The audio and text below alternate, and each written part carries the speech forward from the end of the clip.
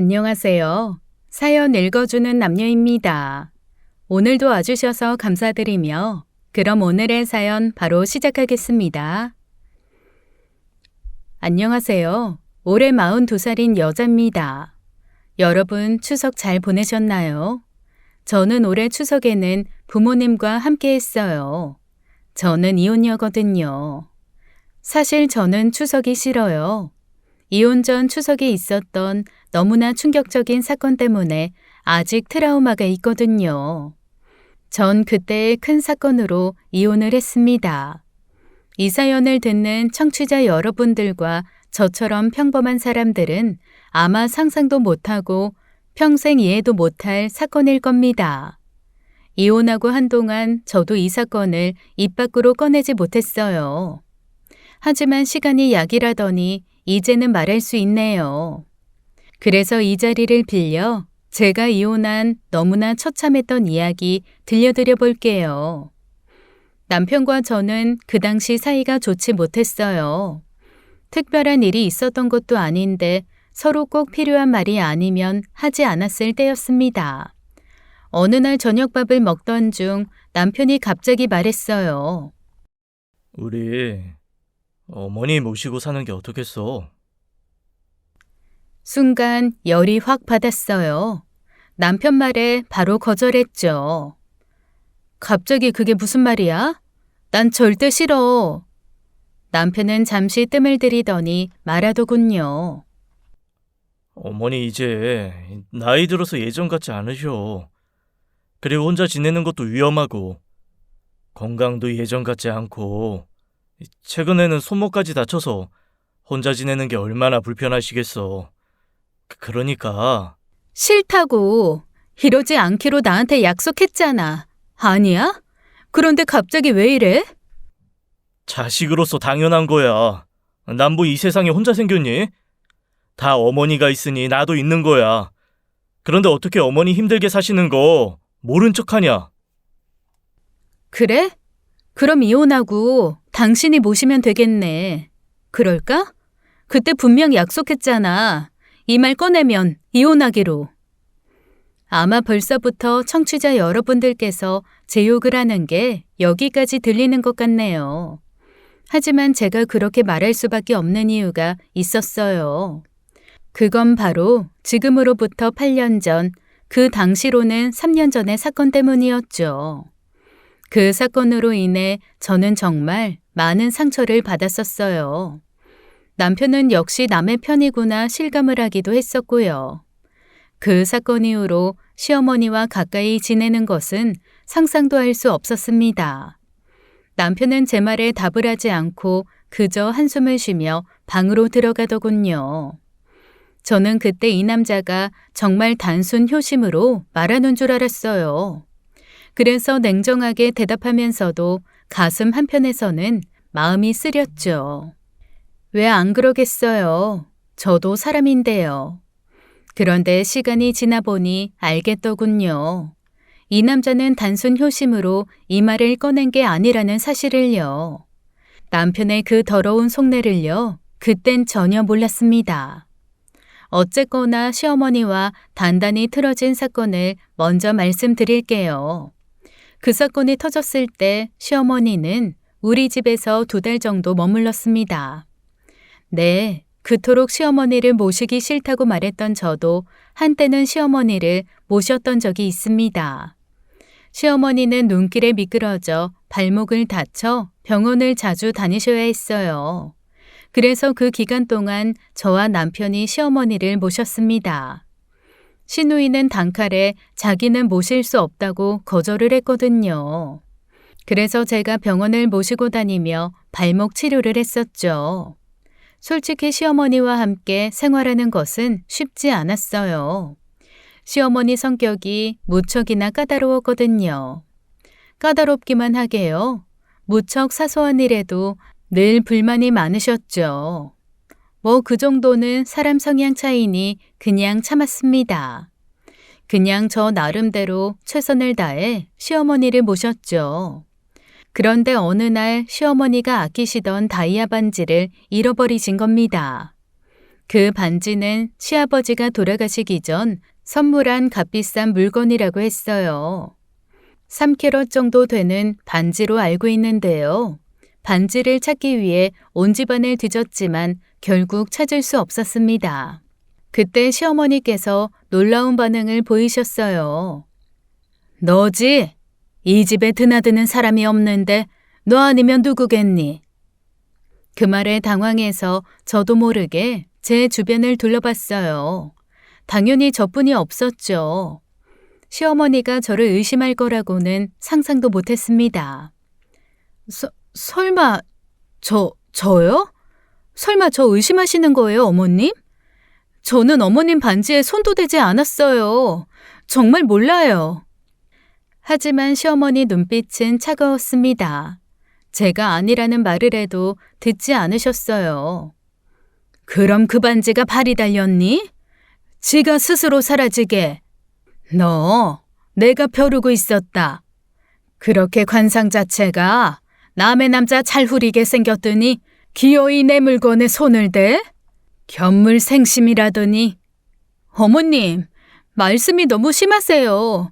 저 정말 그 반지 만진 적도 없고 건드리지도 않았어요. 어머님은 아무런 증거도 없이 어떻게 며느리를 의심부터 하세요? 어머님께서 어디 다른 데 놓고 오신 걸 수도 있잖아요. 나 그 반지 잘 때도 안 빼고 잔다. 그런데 놓고 오다니 어디를 놓고 와? 이 집안을 둘러봐. 도둑년이 너 말고 누가 있어? 그럼 설마 내 아들이 그랬다는 거야? 사실 시어머니가 저희 집에 오신 이후 저희 집을 방문한 사람은 아무도 없었어요. 제가 자식이 있는 것도 아니기에 저희 집에서 생활한 사람은 시어머니 저 그리고 남편뿐이었죠. 그러니 시어머니 반지가 누구 손을 탈 상황이 아니긴 했어요. 하지만 전 억울했어요. 저는 절대 아니었거든요. 도둑년이라뇨. 저 태어나서 10원 한 장 남의 거. 순간 번쩍하더군요. 그리고 귀에서 이명소리가 들렸어요. 시어머니께서 제 귀싸대기를 때린 거였습니다. 어찌나 세게 맞았는지 저는 2, 3초 정도 정신을 잃었던 것 같아요. 눈 떠보니 바닥에 제가 쓰러져 있더라고요. 배운 것도 없고 가진 것도 없는 거 결혼 허락해 줬더니 은혜를 도둑질로 갚어? 못된 년 같으니라고. 사태가 걷잡을 수 없게 커지자 남편이 방에 있다가 달려나와 시어머니를 말렸어요. 씩씩거리는 시어머니를 잡아서는 집 밖으로 나가더군요. 한참 동안 도둑년 거리는 시어머니 말소리가 밖에서 들려왔습니다. 저 그날 태어나서 처음으로 귀싸대기라는 걸 맞아봤어요. 아니, 맞은 적 자체가 없습니다. 학교 다닐 때도 선생님한테 한 번을 맞은 적이 없었어요.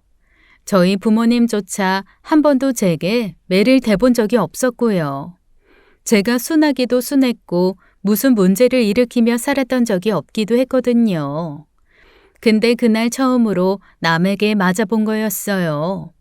그런데 그 사람이 시어머니였네요. 진짜 그 자리에 주저앉아 한참을 정신을 못 차렸습니다. 와, 이렇게 아프구나 싶었어요. 한참 뒤에 남편이 집으로 돌아왔어요. 그리고 방에 들어가 시어머니 짐을 싸더군요. 일단 엄마, 집으로 돌아가시라고 했어. 엄마가 하도 동네에 떠나가라 소리를 지르셔서 엄마만 먼저 집에 모셔다 드리고 온 거야. 난 엄마 짐 좀 정리해서 옮겨드리고 올게. 여보, 나 어머니 반지 본 적도 없어. 이게 말이 돼? 자기 반지 없어졌다고 며느리 의심하면서 때리는 게 말이 되냐고. 그때 남편의 표정은 저를 한심하다는 듯이 보는 표정이었어요. 아니, 정확히는 그래서 어쩌라고 이렇게 말하는 듯 했죠. 아마 이때부터 남편에게 정이 사라진 것 같아요. 아, 이 새끼는 구실만 생기면 언제든 날 버릴 놈이구나 싶었거든요. 그 순간 딱 한 생각만 들었습니다. 이 남자와는 100년 해로는 못하겠다. 그리고 며칠이 지나서 시어머니가 저를 괴롭히기 시작했습니다. 반지값으로 1,000만 원을 달라고 요구하기 시작했어요. 증거가 없으니 저를 완벽하게 범인으로 몰지는 못하더라도 제 책임이라고 하더군요.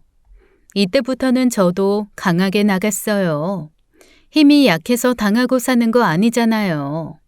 집안 어르신이니 예의를 다했던 것 뿐이죠. 그런데 증거도 없이 며느리 뺨을 때리다니요. 남한테도 못할 짓 아닌가요? 아마 이때 제 마음속에 시어머니는 더 이상 제가 예의를 다해야 할 어른이 아니었어요. 어머님, 증거 있어요? 어머니가 반지 잃어버린 건데 제가 무슨 책임이요? 막말로 다른 데서 잃어버리시고 저한테 뒤집어 씌우는 걸 수도 있죠. 증거? 허허, 네가 아직 덜 맞았구나. 네가 범인이 아니더라도 네 잘못이다. 네 집에서 없어진 거 아니냐. 호텔에서도 귀중품 없어지면 다 호텔이 책임지는 거야. 그러니까 너희 집에서 반지 잃어버렸으면 네가 책임져야지. 그리고 집 청소는 네가 다 했지 않니? 그런데 반지를 잃어버렸다?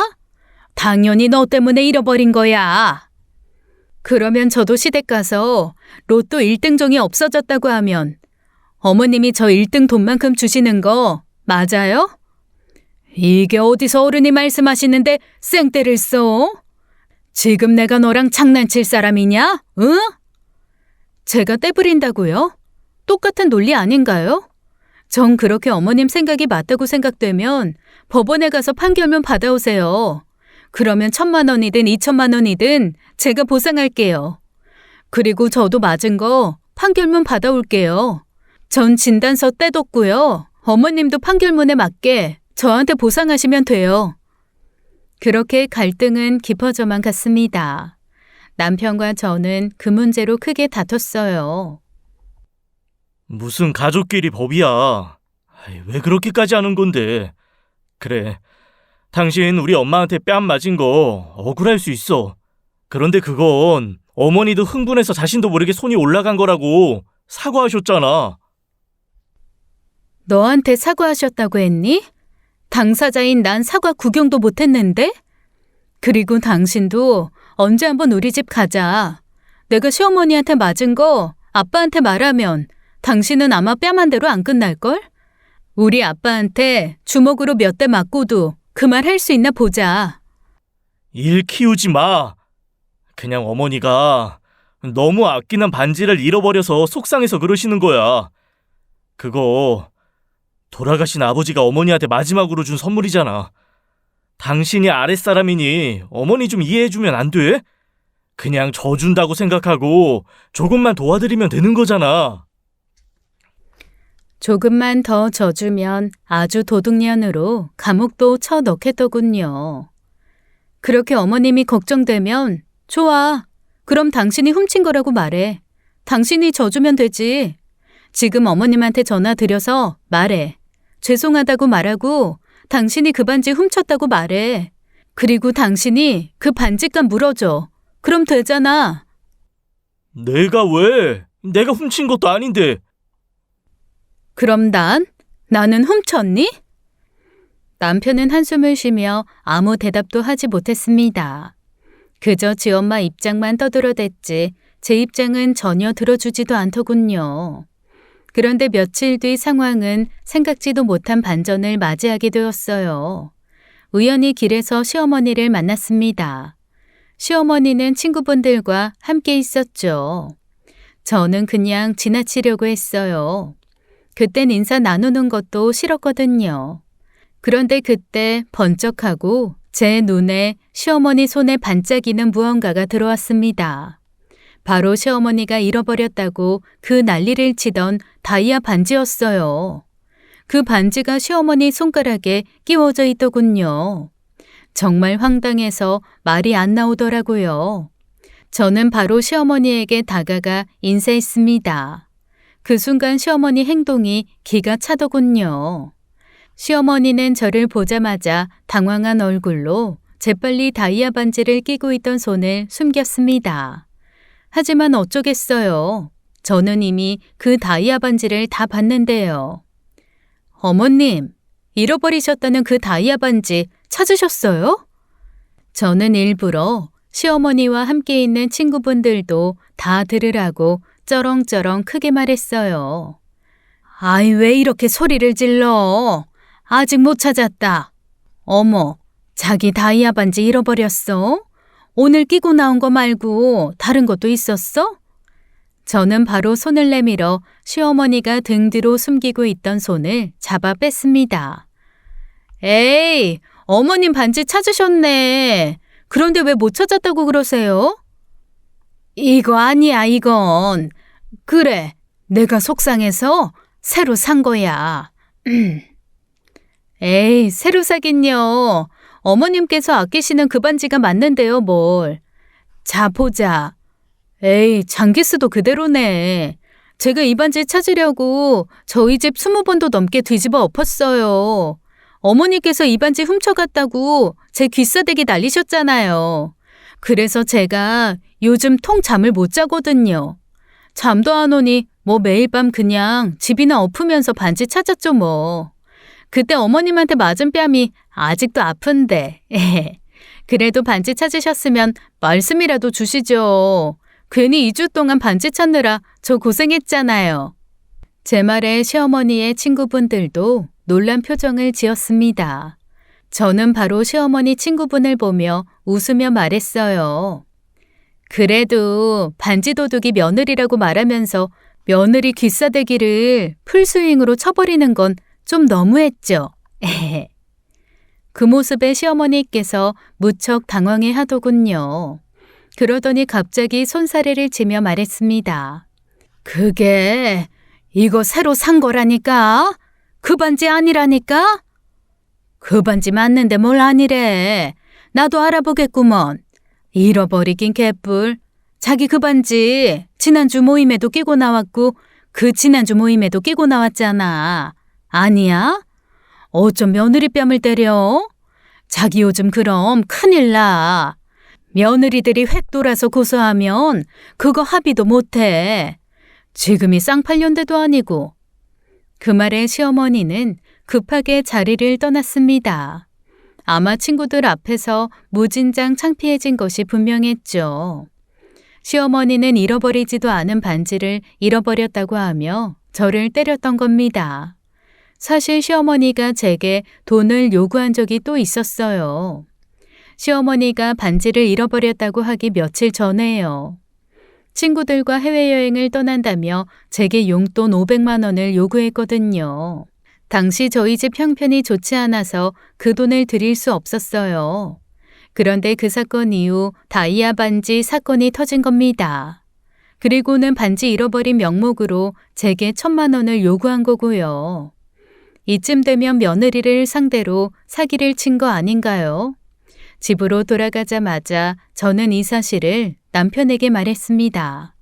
그러자 모든 진실을 알게 된 남편이 제게 빌더군요. 잘못했다고요. 그날 이후 정말 한 달 정도 제 눈치를 보며 빈 것 같아요. 그러더니 남편이 먼저 말했어요. 앞으로 시댁 안 찾아가도 되고 시어머니 안 만나도 된다고요. 이혼만 하지 말아달라고요. 그래서 정말 도닦는 심정으로 남편을 한번 용서해 줬습니다. 그리고 3년 동안 시어머니를 한 번도 만나지 않은 거였죠. 그런데 갑자기 저녁밥을 먹다 말고 시어머니를 모시자고 하니 제가 얼마나 황당했겠어요. 그런데 지금 생각해보면 도닦는 심정으로 용서를 할 게 아니라 재빨리 이혼하고 도망을 갔었어야 했나 봅니다. 다이아 반지 막장 사건은 이후에 일어날 끔찍한 사건의 예고편에 불과한 거였거든요. 남편에게 다시금 시어머니 모시는 일은 어림도 없다고 말하고 며칠 지나지 않아서 큰 사건이 터졌습니다. 남편에게 충격적인 연락을 받았어요. 시어머니 집에 도둑이 들었다는 이야기였죠. 지금 엄마가 너무 무서워하고 있어. 당장 집 팔고 이사 가겠다고 난리야. 그래서 말인데 아무래도 엄마 새 집 구할 때까지 우리가 모셔야 할 것 같아. 저번에도 말했잖아. 나 어머님이랑 지내기 싫어. 아니, 못해. 당신 다이아 반지 사건 잊었어? 정 그러시면 새집 구할 때까지 아가씨 집에서 지내시면 되잖아. 딸 집에서 있으시면 되지. 왜 꼭 아들 집에서 있으시려고 해? 당신 진짜 너무한 거 아니야? 지금 그럴 때 아니라고. 엄마, 지금 우리 엄마 땡땡 병원에 입원해 있으셔. 뭐? 병원? 병원에는 왜? 저는 남편 말에 너무 놀라서 병원으로 한 걸음에 달려갔어요. 처음 남편에게 도둑이 들었다는 말을 들었을 때 그저 좀도둑이 비어있는 어머님 집을 도둑질하고 도망갔다는 말인 줄 알았습니다. 그런데 아니었더라고요. 도둑과 시어머니가 직접 마주친 거였어요. 시어머니를 본 도둑이 시어머니를 폭행하고 도망을 갔던 것이었습니다. 저는 병실 문을 열고 들어가자마자 정말 기절하는 줄 알았어요. 시어머니의 모습을 보고 말문이 막히더군요. 얼굴에는 피멍이 가득했고 머리에는 붕대를 감고 계셨습니다. 그리고 손에도 붕대가 가득 감겨 있었어요. 시어머니는 눈을 뜨고 있었지만 너무 큰 충격을 받았는지 말도 제대로 못하시는 상태였죠. 제가 갔을 때는 병실에 경찰도 있었습니다. 분명 불을 켜고 나갔다 들어왔는데 불이 꺼져 있더라고. 이상하다 싶었는데 거실에 어떤 사람 형체가 서 있는데 그놈이 갑자기 나한테 달려들더니 화분으로 나를... 시어머니가 집에서 도둑을 맞닥뜨렸고 그 도둑이 화분으로 시어머니를 때렸다고 경찰에 설명했습니다. 그 이후 시어머니는 말을 잇지 못했어요. 그런데 왜 집에 금고하고 현금이? 어머니께서 사채업을 하고 있으세요. 그래서 평소에도 현금을 가지고 있는 경우가 많아서 집 금고에 보관하고 있었고요. 혹시 도둑이 그걸 알고 들어온 걸까요? 일단 그건 좀 더 조사를 해봐야 할 것 같네요. 혹시 원한 살 만한 사람 있을까요? 글쎄요. 딱히 남한테 원한을 살 만한 분이 아니라. 장씨, 장동팔, 그놈이 며칠 전에 내가 돈 갚으라니 돈 못 갚는다고. 그래서 내가 담보 잡은 거 경매 넘긴다니까. 그놈이 딸 시집갈 날 받아뒀다고 제발 몇 달만 봐달라는 거야. 내가 안 된다고 하니까 날 가만 안 둔다고. 그 말에 경찰은 알겠다며 장 씨를 조사해보겠다고 했습니다. 그리고 시어머니 집 주변 CCTV도 조사해보고 다시 진행사항 알려준다고 하더군요. 경찰이 돌아가자마자 신우이가 병원으로 찾아왔어요. 엄마, 괜찮아? 우리 엄마 괜찮은 거야? 대체 이게 무슨 일이야? 지금 막 잠드셨어. 소란 피우지 마. 그러니까 내가 처음부터 엄마 모시라고 했지? 오빠는 대체 무슨 아들이 그래? 이게 다 오빠 때문이야. 그리고 올케, 너무한 거 아니야? 며느리면 며느리답게 시어머니를 모셔야지. 어떻게 우리 엄마 방치해서 도둑한테 맡게 해, 어? 말해봐. 네가 며느리 자격이 있어? 나 우리 엄마 잘못되면 옳게고 뭐고 가만 안 둬. 다 부셔버릴 거야. 그렇게 평소에 자기 엄마가 걱정됐으면 자기가 모셨으면 되는 거 아니었을까요? 참 황당한 말이었어요. 신우이는 저보다 나이가 많았습니다. 당시 남편이 45살이었는데 신우는 43살이었죠. 저는 37살이었고요. 그래서 신우이는 평소에도 제게 반말을 막 했습니다. 분명 제가 손윗 사람이긴 했지만 어리다는 이유로 언니 자는 붙이기 싫대요. 그래서 제게 올케라고 부르며 막말을 하더군요. 시어머니도 뻔히 그걸 알면서 별말 안 하더군요. 하지만 지금은 상황이 상황인지라 하나하나 따지고 있을 수는 없었어요. 그렇지 않아도 어머님 이제 살던 집에 들어가지 않으시겠대요. 무섭다고. 집 팔고 이사 가시겠다는데 집이 금방 팔리는 것도 아니잖아요. 그래서 그동안 어머님을 모실 사람이 필요한데, 아가씨, 어머님 몇 달만 보실 수 있죠? 그런데 신우이 대답이 가관이더군요. 내가? 오빠랑 며느리가 있는데 내가 왜? 그리고 옳게 몰라? 우리 주한이 지금 고3이야. 지금 한참 민감한 시기라서 우리도 조심조심하는데 어떻게 엄마를 우리 집에 모셔? 말 같지도 않은 소리 하지 말고 옳게가 모셔. 자기 엄마가 강도에게 맞아 이렇게 병원에 누워 있는데 저게 무슨 변명인가 싶었어요. 순간 화가 치밀었지만 참기로 했습니다.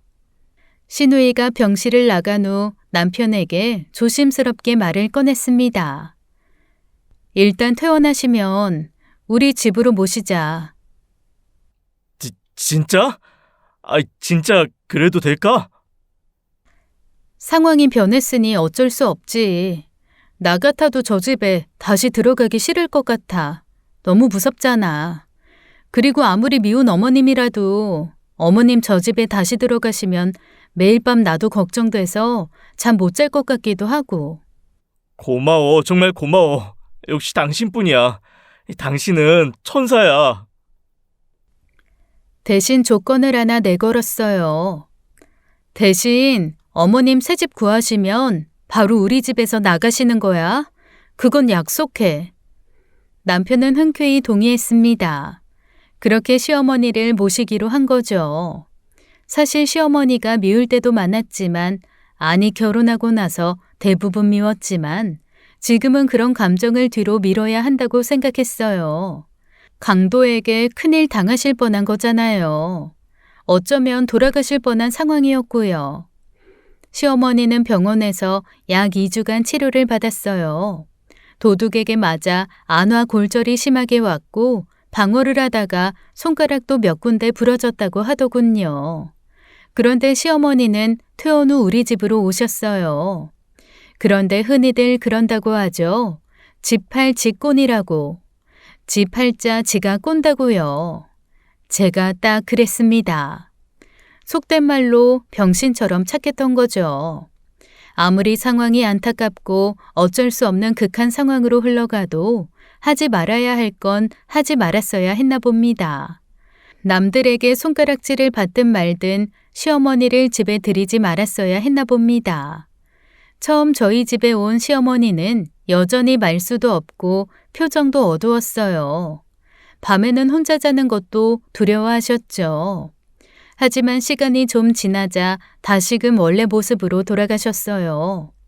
시어머니가 우리 집으로 온 지 얼마 되지 않아 본 모습으로 돌아가셨거든요. 그럼요. 사람은 바뀌지 않는 거죠. 처음에는 제게 아침과 저녁 식사가 부실하다고 불평하기 시작했습니다. 너 밥을 이렇게 대충 차리니? 반찬이 이게 뭐야? 이게 사람이 먹을 거니? 어머님, 저도 나름 신경 써서 준비한 거예요. 그리고 저도 직장 다니는 사람이라 매일 이렇게 챙기는 게 쉽지가 않아요. 하지만 시어머니는 제 말을 듣고 오히려 더 화를 내셨죠. 내가 평자잖아. 어떻게 아픈 시애미한테 이따위 음식을 내놓을 수가 있어? 이게 아주 시애미를 굶겨 죽이려고 작정한 거 아니면 대체 뭐야? 저도 남편도 이렇게 먹고 살아요. 그러니까 어머님도 이렇게 드셔도 안 굶어 죽으세요. 저희 집이 호텔 뷔페도 아니고 제가 어떻게 매번 만안전석처럼 식사를 챙겨드려요? 제가 한 음식들이 불편하시면 어머님께서 직접 해드시면 돼요. 그동안도 어머님께서 혼자 잘해 드셨잖아요. 제가 음식을 대충 준비한 것도 아니었어요. 저도 출근을 해야 하지만 어머님이 아프시니 나름 신경 쓴다고 매일 새벽 4시에 일어나 반찬 준비를 모두 해두었어요. 제가 일 나간 다음에도 편하게 차려 드시라고요. 그런데도 저렇게 불만을 표하시니 당연히 저도 참을 수가 없었죠. 집은 구하고 있어? 어머님 집을 보러 오는 사람은 있고? 아직 계약하겠다는 사람이 없네. 보러 오는 사람도 없고. 장난해요? 사람들이 당연히 보러 안 오지. 내가 사모님한테 그 가격에 절대 못 판다고 했어요. 요즘 가뜩이나 부동산 시장이 매수자 우위 시장인데, 사모님이 너무 막무가내야. 아니, 시세보다 5억이나 비싸게 올려두면 그걸 누가 사? 그 집이 5억짜린데 10억에 팔면 누가 사냐고. 이거 뭔 장난하는 것도 아니고. 사모님도 안 팔겠다는 뜻이지 뭐. 팔지도 않을 거 왜 그 가격에 올려두라는 거야? 사실 내가 부끄러워서 집 보러 오는 손님들한테 소개도 못하고 있어요. 소개했다가 욕이나 바가지로 먹으니까. 진짜 황당하더라고요. 시어머니는 원래 시세보다 5억이나 비싸게 집을 팔고 있으셨어요. 그러니 당연히 집을 보러 오는 사람이 없었죠. 한마디로 저희 집을 그냥 나갈 생각이 애당초 없던 겁니다. 집을 시세보다 5억이나 비싸게 올려두시면 어떡해요? 모자른 거 사. 내 집이 로얄동 로얄층이잖니. 언제부터 도로가에 있는 1층이 로얄동 로얄층인데요? 계속 이렇게 하시면 저도 어쩔 수 없어요. 네가 어쩔 수 없으면 어쩔 건데? 왜? 내 쫓기라도 하겠다는 거냐? 어머님 집 금매로 3억에 올려둘 거예요. 이년이? 3억이 말이 되냐? 내 집을 왜 네 맘대로 팔어? 5억짜리를 10억에 팔겠다는 분도 있는데 3억은 왜 말이 안 돼요? 그게 싫으시면 제대로 된 가격으로 파세요. 3개월 드릴게요. 3개월 뒤엔 집이 팔리든 말든 어머님하고는 같이 살기 어려워요. 네가 뭔데 내 아들 집에서 나가라 말아야? 무슨 소리세요? 이거 제 집이에요. 등기 떼드려요? 저 결혼할 때 친정아빠가 저한테 직접 해준 제 집이라고요. 주한 씨 저랑 결혼할 때 불알 2짝 차고 온 거 말고는 하나도 없어요. 기억 안 나세요? 제 말에 시어머니는 얼굴이 굳어졌습니다. 급하게 남편이 와서 시어머니를 방으로 모셨어요. 씩씩거리는 제게 남편이 와서 말하더군요. 시어머니 집 정상가로 올려둘 테니 참으라고요. 하지만 결국 제가 참지 못하는 사건이 터지고 말았습니다. 제가 늦은 시간 퇴근을 하고 지친 몸으로 집에 왔을 때였어요. 시어머니 친구분들이 저희 집에 와 있으시더군요. 이미 막걸리 몇 통을 드신 지 취해 계셨어요. 시어머니는 저를 보자마자 술상을 차리라고 명령했습니다. 야, 술상 좀 차려봐라. 친구들 왔으니까 제대로 차려라. 저는 당황했습니다. 시어머니는 아직 몸이 완전히 회복되지 않으셨고 무엇보다 술을 마시면 안 된다고 의사가 신신당부했거든요. 어머님, 아직 술 드시면 안 돼요. 의사가 말한 거 같이 들으셨잖아요.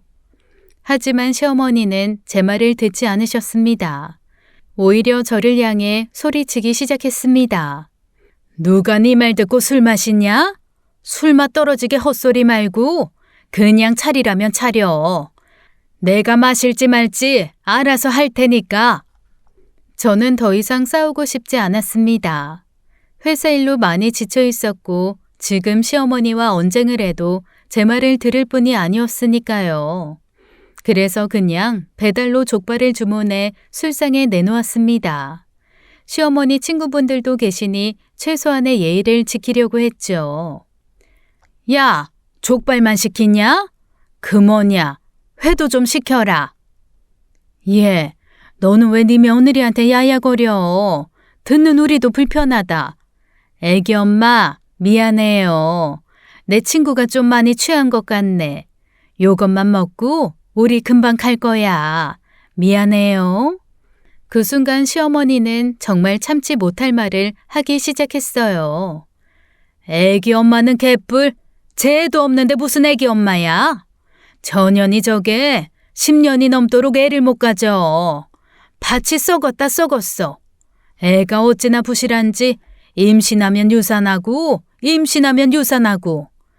야, 나는 손자는 못 보고 죽으려나 보다. 내 새끼는 뭔 죄가 많아서 저런 걸 데리고 사는지. 에휴. 그 말을 듣는 순간 가슴이 철렁 내려앉았습니다. 시어머니의 저 말들은 저에게 큰 상처였어요. 결혼한 지 10년이 되었지만 저희 부부는 아직 아이를 갖지 못했습니다. 10년 동안 유산만 3번을 했었죠. 그 3번도 시험관을 통해 간신히 가진 아기였어요.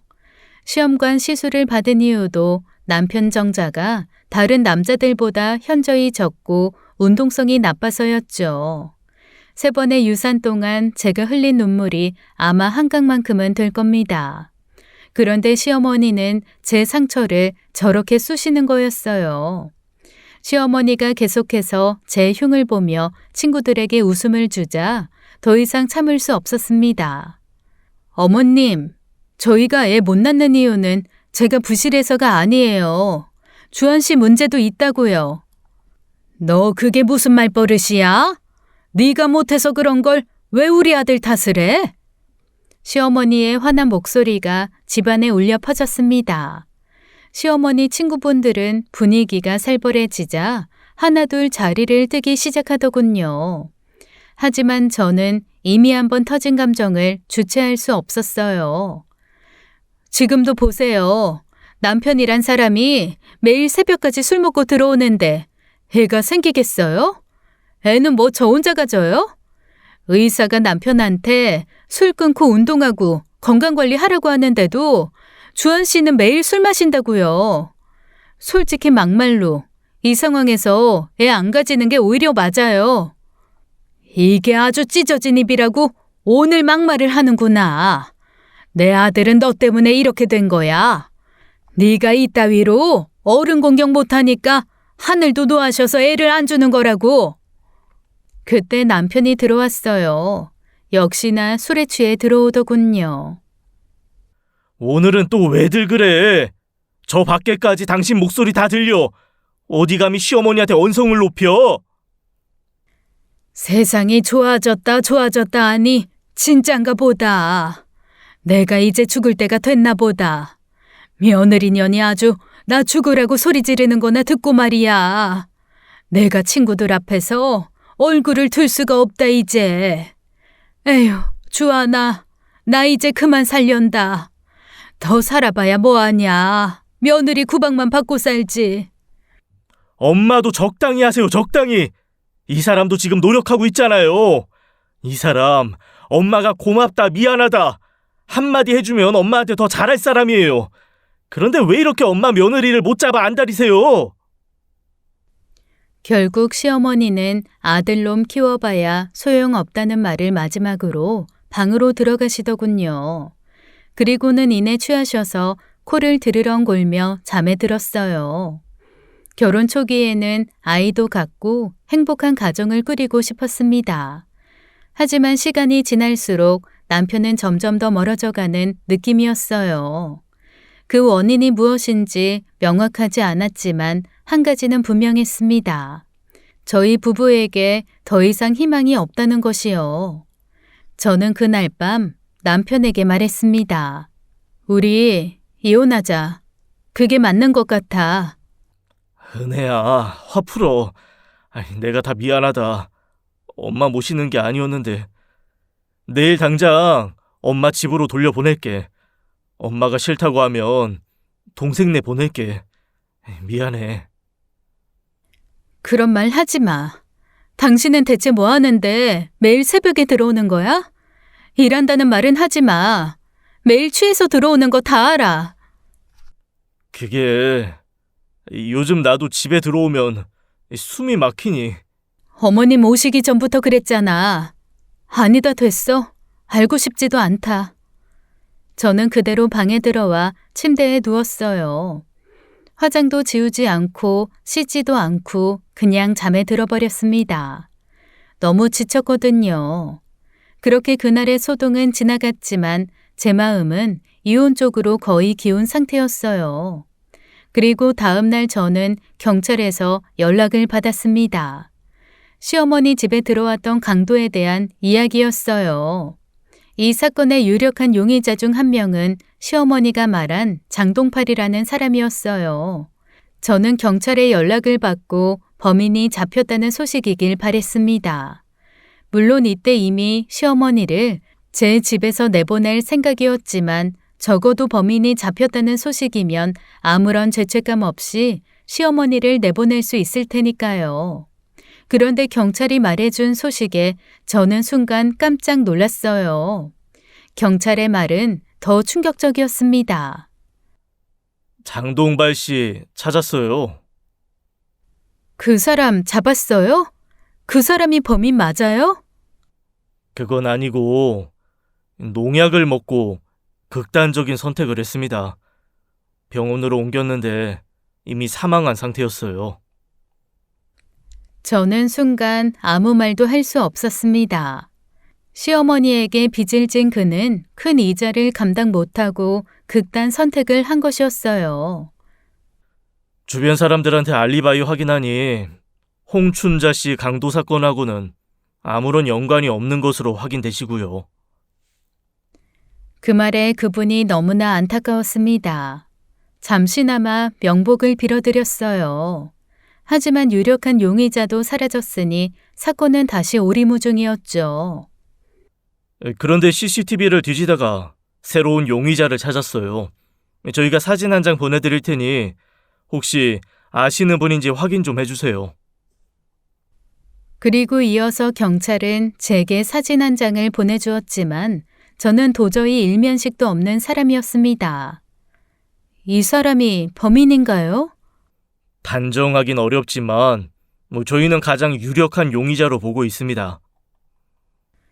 경찰의 마지막 말은 반가운 소식이었죠. 그날 밤 남편에게 이 소식을 전하려고 했지만 그럴 수 없었어요. 남편은 그날도 만취해서 들어왔거든요. 사실 저는 남편이 밖에서 다른 허튼 짓을 하고 다닌다고 의심하고 있었어요. 그리고 그날도 남편은 술에 취해 비틀거리며 집에 들어왔습니다. 저는 남편을 조용히 바라봤어요. 남편은 집에 들어오자마자 소파에 쓰러져 잠이 들더군요. 시어머니도 이미 자신의 방에서 잠든 지 오래였어요. 방 안은 어둡고 조용했습니다. 그때 남편의 자켓에서 핸드폰 알림 소리가 들렸습니다. 문자가 온 것 같았어요. 갑자기 마음이 두근거렸습니다. 여자의 촉이랄까요? 뭔가 이상한 낌새가 느껴졌죠. 저는 잠들어 있는 남편을 바라보다가 남편 핸드폰을 주머니에서 꺼냈습니다. 남편 핸드폰은 잠겨 있었지만 쉽게 풀 수 있었어요. 죽은 듯 잠들어 있는 남편의 지문으로 잠금을 풀었거든요.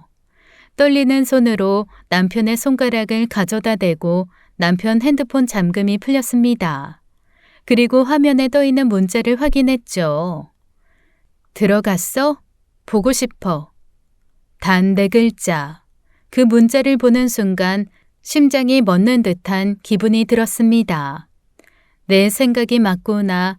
설마 이렇게까지 남편이 추락할까 싶었지만 남편이 외도하고 있다는 제 의심이 맞았어요. 남자끼리 보고 싶다고 문자를 하지는 않을 테니까요. 누가 남편에게 이런 문자를 보낸 걸까 머릿속이 복잡해졌습니다. 하지만 그 문자 외에는 다른 어떠한 이상한 증거도 없었어요. 다른 메시지나 사진, 통화 기록에서 더 이상 흔적을 찾을 수 없었죠. 저 문자 외에는 증거는 전혀 없었습니다. 저 문자를 보낸 사람이 누구인지도 알아낼 수 없었죠. 저는 잠시 고민에 빠졌습니다. 이 문자를 보고 남편을 바로 추궁할 수도 있었지만 미꾸라지 같은 남편놈이 빠져나갈 수도 있었어요. 그래서 저는 보다 신중하게 움직이기로 결심했습니다. 다음 날 아침 남편이 일어나자 저는 평소처럼 아무렇지 않게 행동했습니다. 속으로는 분노가 가득했지만 겉으로는 티를 내지 않으려 애썼죠. 더 확실한 증거를 찾아야 했습니다. 오늘도 회식 있어? 남편은 피곤한 얼굴로 고개를 끄덕였어요. 저는 그날 바로 흥신소에 연락을 했습니다. 그리고 남편의 뒷조사를 의뢰했죠. 저는 흥신소에 돈은 얼마든지 줄 테니 남편의 뒷조사를 최대한 빨리 진행해달라고 요청했어요. 한시라도 함께 사는 것이 곤욕이었거든요. 이대로라면 제가 미칠 것 같았기에 하루라도 빨리 진실을 알고 싶었어요. 흥신소에서는 2주 안에 결과를 알려주겠다고 했습니다. 그동안 저는 아무렇지 않은 척 남편을 대했지만 속으로는 하루하루가 고통이었죠. 드디어 2주가 지나고 흥신소로부터 연락이 왔습니다. 제가 의심하고 상상했던 것이 모두 현실이 되는 순간이었어요. 남편은 회사에서 야근을 하는 것이 아니라 내연녀를 만나고 있었습니다. 남편이 참 싸구려 같은 놈이라 생각됐어요. 남편의 외도가 사실이라는 것을 확인하는 순간 제 분노도 현실이 되었죠. 흥신소는 그 증거로 내연녀의 사진을 저에게 보내주었어요. 그런데 저는 그 상간녀의 사진을 보고 큰 충격을 받았습니다. 설마 이 여자랑 바람을 피우고 있을 줄 정말 상상도 못했어요. 단순 남편의 외도만을 생각하고 있었는데 남편의 비밀은 더 추악하고 더러운 그 무엇이었습니다. 그때가 추석이 다가오는 주였어요. 저는 흥신소에 다시 연락을 했습니다. 남편 상간녀의 상세한 모든 정보를 모아달라고 요청했어요. 상간녀의 정확한 신원과 지금 거주하는 곳 뿐만 아니라 그 여자에 관한 모든 것을 알아봐 달라고 부탁했죠. 이때 저는 분노와 충격으로 사실 제정신이 아니었어요. 그만큼 상간녀의 정체가 너무 충격적이었거든요. 하지만 감정을 억누르고 차분하게 증거를 모아야만 했습니다. 일주일이 흘렀습니다. 그 사이 저는 속으로 끓어오르는 감정을 겨우 누르며 일상을 유지하고 있었어요. 그리고 어느덧 추석 전날이 되었습니다. 그날 아침 시어머니는 저희 집에서 추석 차례를 지낼 테니 알아서 준비하라고 하더군요. 이번 추석 차례는 여기서 지낼 거니까 네가 알아서 준비 잘해둬라. 아니 근데 이게 어딜 노려봐? 너 이제 내가 만만하냐? 저도 모르게 시모를 노려봤나 봐요. 지금 남편과 이혼할 상황인데 내가 왜 당신 집안 차례를 지내야 하나 싶었거든요. 하지만 남편의 외도를 아직은 시모에게 말할 수가 없었습니다. 제 나름의 계획이 있었거든요. 그렇다고 시모가 시키는 걸 하기도 싫었죠. 차례요? 저 바빠요. 집에서 놀고 먹는 아가씨 불러서 직접 준비하세요. 시모는 제 말에 얼굴이 굳어졌습니다. 그동안 적어도 남편의 엄마이니 막말은 참았지만 이제는 그럴 수가 없었어요. 남편과의 관계도 시모와의 갈등도 모두 극에 달한 상황에서 제가 차례 음식을 준비한다는 건 어불성설이었습니다. 뭐라고? 집에서 놀고 먹는? 야, 내 딸이 네 친구냐? 응? 어디서 말을 함부로 해? 그리고 걔가 노는지 마는지 네가 어떻게 알아? 네가 며느리면서 차례 음식을 준비 안 하겠다는 거야? 이게 어디서 말대꾸야? 저기요, 세상 일 모르는 거예요. 제가 내일 당장 그쪽 며느리 안 할지도 모르는데 이 상황에서 제가 왜 차례 음식을 준비해야 돼요? 시모는 저의 말에 더 크게 화를 냈습니다. 저기요? 그쪽? 너 뭐 약 먹었냐? 너 지금 이혼 이야기 꺼내는 거야? 그래, 니들 이혼해. 내가 뭐 무서워할 줄 알아? 이혼해 이거사. 나중에 네가 울며 불며 나한테 잘못했다고 빌어도 내가 이제는 못 참겠다. 그땐 내가 너 이혼시킬 거야. 그런데 이혼하더라도 차례 음식은 준비해. 내일 이혼해도 오늘은 네가 며느리야. 그러니까 다 준비해. 저도 붙잡아도 그쪽 며느리 이제 안 해요. 그리고 차례상은 그쪽이랑 그쪽 딸이 준비하라고요. 원래 내 조상도 아니잖아요. 너 뭐 믿는 구석이라도 있냐? 왜? 남자라도 생겼어? 그놈도 참 불쌍타. 너 같은 거랑 붙어먹고. 아무튼 맞아 죽기 싫으면 바짝 엎드려서 싹 다 준비해놔. 나 이거 허투루 하는 말 아니다. 알았어? 저는 더 이상 대꾸하지 않았습니다. 시모와 대화를 이어가는 것 자체가 이제는 의미 없다는 생각이 들었기 때문이죠. 시모는 그런 저를 보며 계속 욕을 해대기 바빴어요. 내 말이 말 같지 않어? 빨리 음식들 사러 안 나가? 차례 음식 준비하라고. 아직 이혼 안 했잖아. 그럼 네가 해야지 누가 해? 저는 시모의 꽥꽥 질러대는 소리가 지겨워 안방문을 닫고 잠가버렸습니다. 그리고 핸드폰을 들고는 흥신소에서 연락이 오기만을 기다리고 기다렸죠. 상간녀의 거주지 정보와 신상 정보가 오기만을요. 시모는 화가 단단히 났는지 방문을 발로 차며 소란을 피웠습니다. 그래, 네가 이기나 내가 이기나 해보자. 분명 내 말했다. 차례 준비 안 해두면 그날이 네 재산날 되는 거라고. 남편은 그날도 역시나 새벽에 만취해서 들어오더군요. 그리고 추석 아침이 밝았습니다. 저는 잠을 한숨도 자지 못하고 있었어요. 흥신소에서 상간녀 거주지 정보와 신상 정보를 받지 못했거든요. 저는 제 손톱을 뜯으며 초조해했습니다. 아침까지 제가 차례상을 준비하지 않은 걸 확인한 시모는 그야말로 지랄의 화신이 되었어요. 하지만 저는 시모의 지랄을 더 이상 신경 쓰지 않았습니다. 그날 아침 일찍 흥신소에서 상간녀의 현재 거주지 정보와 신상 정보가 제게 넘어왔거든요. 저는 상간녀가 지금 있는 곳의 정보를 급히 한 남자에게 보냈습니다.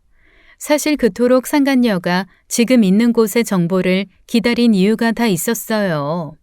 그 남자에게 상간녀 정보를 보내고 나니 이제 더 이상 제가 할 일은 없었습니다. 굿이나 보고 떡이나 먹으면 되는 일이었어요. 그리고 초인종이 울리더군요. 아침 일찍 신우이가 찾아온 거였습니다. 그리고 안방 밖 거실은 그야말로 전쟁터가 되었습니다. 뭐야? 엄마 차례 안 드려? 준비 하나도 안 한 거야? 올케는 어디 가고? 예, 제가 아주 제대로 미쳤다. 지금 방에 들어가서 나오지도 않고 저지랄을 한다. 야, 나와. 너 내가 경고했지?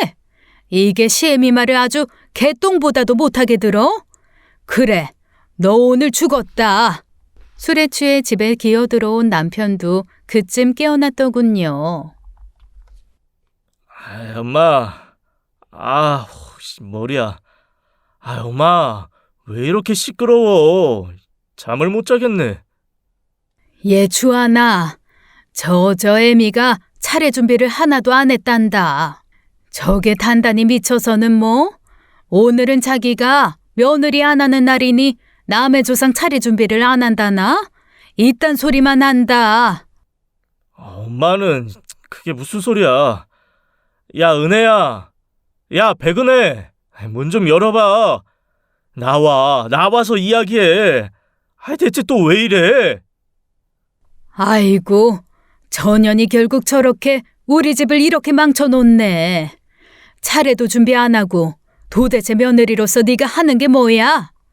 조상님, 죄송합니다.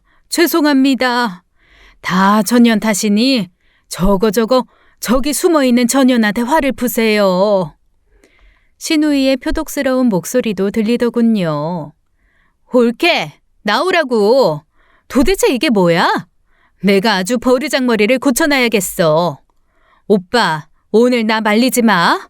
아주 저거 머리털을 다 뽑아서 교육을 시켜놔야 다시는 우리한테 못 대들지. 그때 제가 드디어 방문을 열고 나갔어요. 그리고 한마디 했습니다. 저 오늘부터 저 인간이랑 이혼합니다. 당신들 며느리 안 한다고. 그러니까 내 집에서 나가요. 명절날부터 경찰 부르기 싫으니까 소란 그만 피우고 나가라고요. 뭐? 미쳤어? 세상에 어느 며느리가 차례 때문에 이혼을 한다니? 그게 말이 돼? 버르장머리 없는 게 내가 아주 오늘 네 버릇 좀 고쳐놔야겠다. 그러면서 신우이는 제 뺨을 세게 때렸습니다. 순간 얼굴이 화끈거렸어요. 이로써 제가 이 집안 인간들한테 맞은 게 두 번째였습니다. 더 이상 참으면 그냥 병신인 거죠. 저는 아무 말 없이 신우이의 뺨을 힘껏 갈겼습니다. 신우이가 제게 때린 뺨이 작은 짝소리였다면 제가 신우이 뺨을 갈긴 건 마치 큰 나무가 쓰러질 때 나는 듯한 쩍소리였어요. 그만큼 제 마음속에 있는 모든 울분을 담아 날린 싸대기였으니까요. 방아는 순식간에 얼어붙었죠. 어디 버르장머리 고쳐봐. 해보라고. 난 가만히 있니? 어? 남편과 시모는 그 모습을 보고 소리쳤습니다. 너 뭐 하는 거야? 정말 미쳤어? 감히 누구한테 손을 대? 남편도 저를 향해 화를 내더군요. 지 마누라가 먼저 맞은 건 보이지도 않나 봅니다. 전 그동안 참아왔던 모든 감정을 한꺼번에 터뜨렸습니다. 오늘이 바로 사생결단을 내는 날이었고 저는 오늘만을 벼르고 있었거든요. 바로 남편에게 다가가 남편 뺨도 갈겨버렸어요. 쩍소리와 함께 남편은 휘청이며 한쪽 무릎을 꿇었습니다. 남편 뺨에는 제 손바닥 자국이 남더군요. 사실 제가 고등학교 때까지 배구부였어요. 아마 성인 남성도 정신줄 놓고 싶을 만큼 충분히 아팠을 겁니다. 내 말 못 알아들어? 이혼하자고. 왜 너희들은 좋게 말하면 못 알아듣니? 꼭 짐승 새끼들처럼 맞아야 말이 통하니? 내가 꼭 개같이 지랄을 해야 알아들어? 내 집에서 나가라고. 이제 끝내자고. 난 너희들 시자 붙은 것들 정말 지긋지긋하다고. 순간 방 안에 있던 모든 사람이 말을 멈췄습니다. 시모는 그제야 저를 놀란 눈으로 쳐다봤죠. 은혜야. 말로 말로. 이혼이라니. 왜 또 그러는 거야? 그래, 알았어. 차례 지내지 마. 안 지내도 돼. 그치, 엄마? 야, 강미진. 너 새언니한테 사과해. 어디 새언니 뺨을 때려? 새언니. 미안해요. 저는 진짜 사실 무슨 상황인지 잘 모르는데 엄마가 하도 화를 내길래. 내가 지금 고작 차례상 때문에 그러는 줄 알아? 당신이 그동안 뭐라고 돌아다녔는지 내가 모를 거라고 생각했어? 내가 등신 병신이라 아무것도 모르는 줄 알았냐고. 너 바람난 거 다 알아. 어제도 새벽까지 그 여자랑 뒹굴다 온 거 다 안다고. 이미 증거도 다 있고 그리고 네가 상상도 못할 것들도 내가 다 알아. 아마 내가 입 열면 네 엄마는 놀라서 기절할걸? 남편은 당황한 표정으로 말을 잇지 못했고 시모는 그제야 눈이 커져서 저를 바라봤습니다. 뭐? 그게 무슨 말이야? 우리 아들이 바람이 났다니? 시모는 충격을 받은 듯 했습니다. 그동안 시모는 남편이 완벽한 아들이라고 믿고 있었던 것 같아요. 남편이 늦게 들어오는 이유가 저 때문이라며 저를 탓해왔지만 이제 그 모든 것이 잘못된 판단이었다는 것을 알게 된 겁니다. 하지만 저는 거기서 멈추지 않았어요. 진짜 메인인 가장 큰 충격 비밀은 아직 털어놓지도 않았거든요. 어머님, 지금 놀라시면 안 되죠. 어머님 아들 바람보다 더 충격적인 사실이 있어요. 아마 당신 아들 바람난 상대 보면 너무 놀라실걸요? 너무 놀라서 오줌 지리실 거라고요. 시모는 멍한 표정으로 저를 바라보았습니다. 남편은 제 말에 무언가 눈치를 살짝 챈 듯했어요. 무슨 말이야?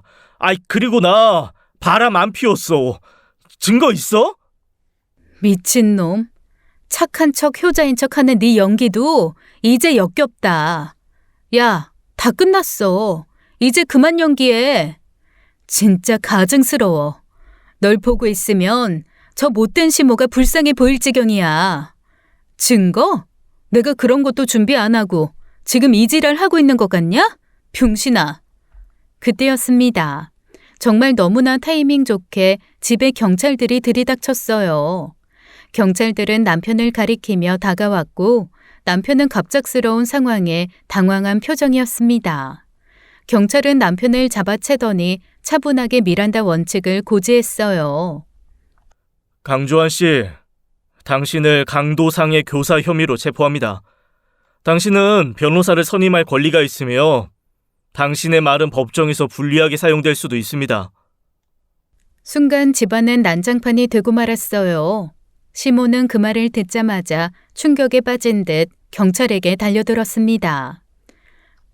당신 뭔데 우리 아들을 잡아가? 얘 은혜야, 미진아, 어서 경찰 불러라. 이 깡패 놈들이 내 아들 잡아간다. 아이, 저희가 경찰이라고요. 계속 이러시면 공무집행 방해입니다. 그러니까 경찰이 왜 내 착한 아들을 잡아가냐고. 우리 아들이 얼마나 착한 앤데. 내 아들은 법 없이도 살 사람이야. 죄 짓는 그런 인간이 아니라고. 아니다. 당신들 경찰 맞아? 너 누구야? 누가 사주하고 너희 보낸 거야? 죄 많은 시모는 경찰을 보고도 믿지 못하더군요. 시모는 나중에 경찰들을 붙잡고는 눈물까지 흘리며 그들을 막아섰습니다. 할머니, 계속 이러시면 같이 잡혀가세요. 자세한 내용은 경찰서에서 확인하시고요. 지금은 강주환 씨 법에 따라 체포하겠습니다. 야, 박 형사, 강주환 씨 데리고 나가. 남편은 아무 말도 하지 못한 채 고개를 숙이고 있었습니다. 그 모습 자체가 자신의 죄를 인정하는 꼴이었죠. 제가 처음 남편의 외도를 알게 됐을 때 그가 보여줬던 그 비겁한 모습 그대로였어요. 뭐야? 오빠, 이게 뭐야? 홀케, 네가 꾸민 일이지? 네가 지금 우리 오빠 함정에 빠뜨린 거지? 우리 집에 있는 C자 붙은 사람들은 왜 다들 저렇게 현실을 외면하는지 모르겠더군요. 제가 경찰을 사주할 정도면 정말 무서운 사람 아닐까요? 하긴 그 정도로 머리가 잘 돌아가는 사람들이 아니었죠.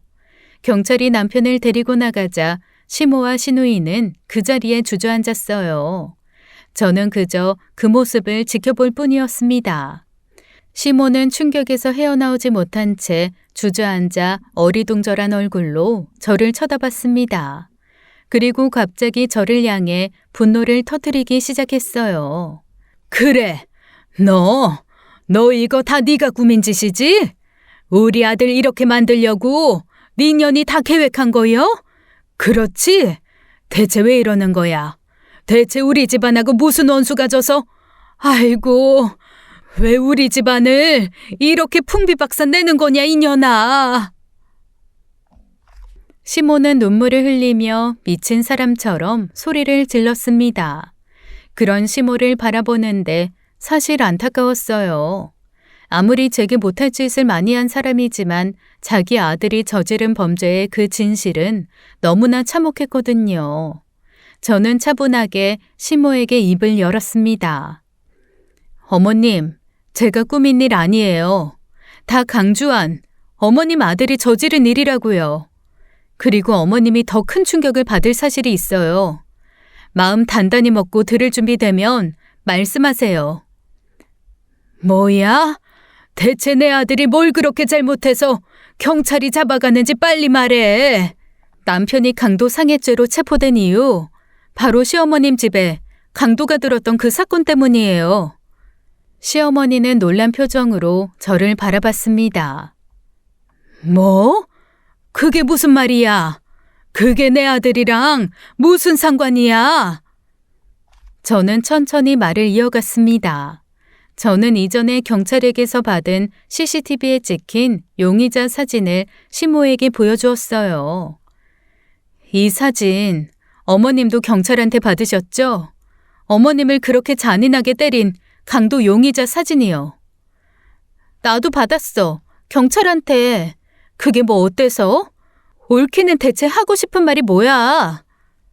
저는 이어서 다른 사진을 꺼내 시모와 신우에게 보여주었습니다. 시모는 그 사진을 본 순간 두려움에 손을 떨기 시작하더군요. 어머님, 이 여자가 남편 내연녀예요. 그 순간 시모는 비명을 지르며 자지러지듯 소리를 질렀습니다. 네, 맞습니다.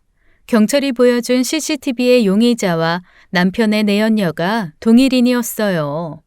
그러니까 남편의 내연녀가 그날 시어머니 집에 숨어들어 시모를 죽일 때 때리고 도망을 갔던 것이었습니다.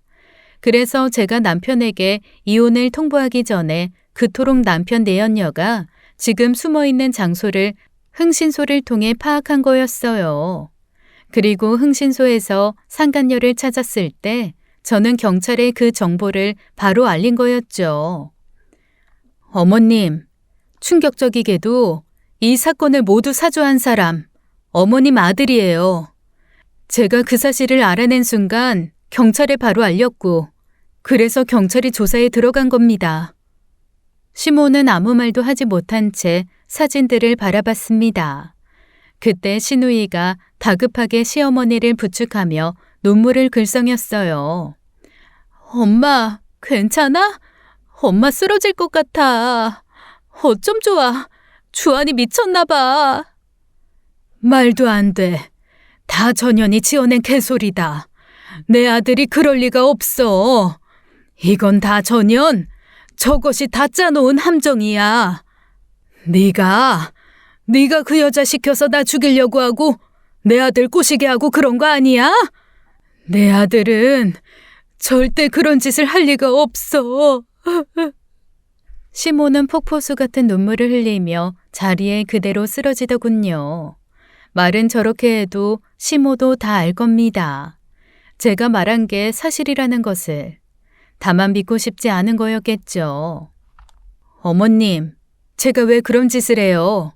상간녀가 어떻게 어머님 집에 현금이 있다는 걸 알았겠어요.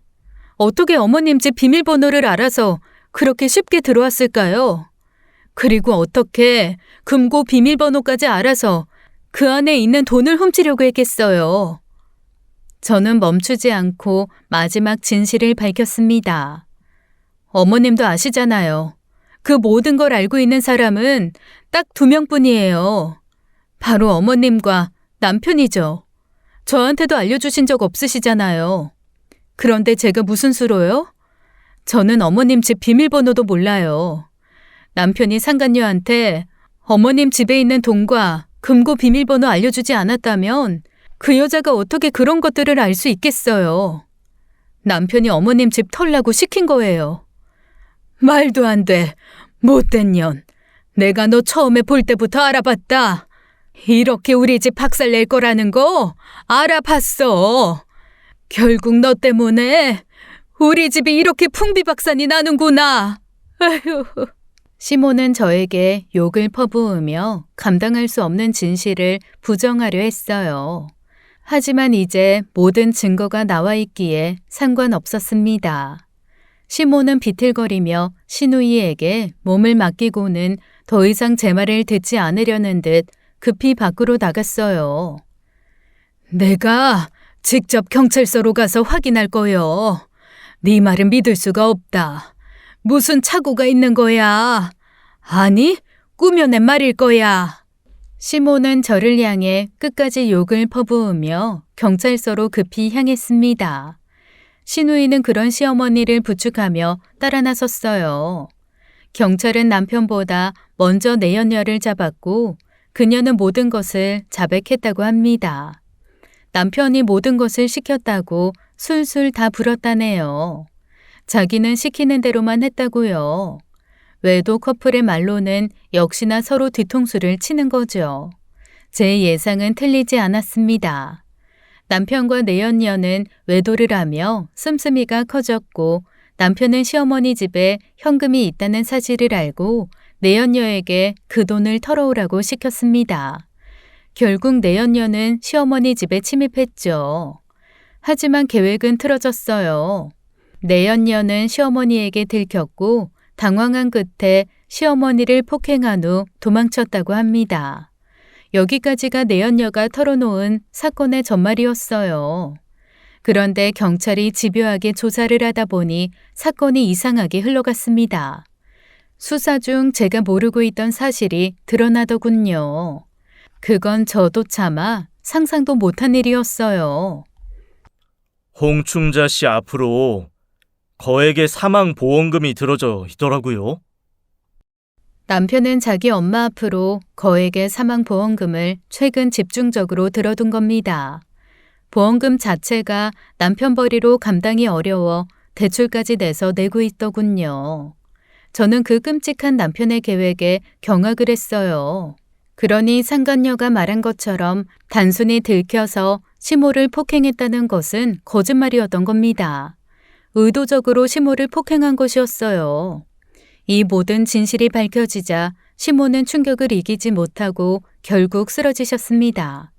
결국 시어머니는 뇌출혈로 병원에 입원하셨고 회복은 불투명한 상태가 되었죠. 저는 시어머니가 저를 미워하고 구박했던 지난날의 일들을 떠올리며 복잡한 감정을 느꼈습니다.